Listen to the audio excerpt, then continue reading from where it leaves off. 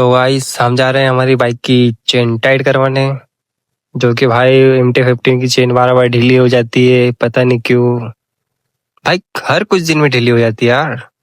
क्या क्या है इसमें।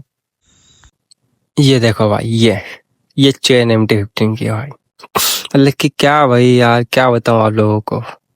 हर कुछ दिन में कुछ ना कुछ देखने को मिल ही जाता अपने को।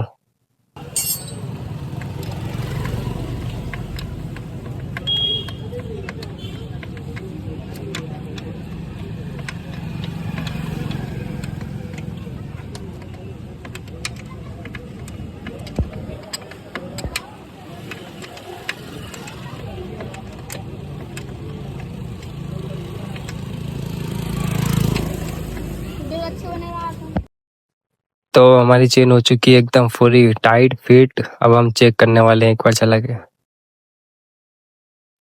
फाइनली गाइस, हमारी बाइक पहले जैसे चलने लग गई है, पहले जैसी पावर आ चुकी है।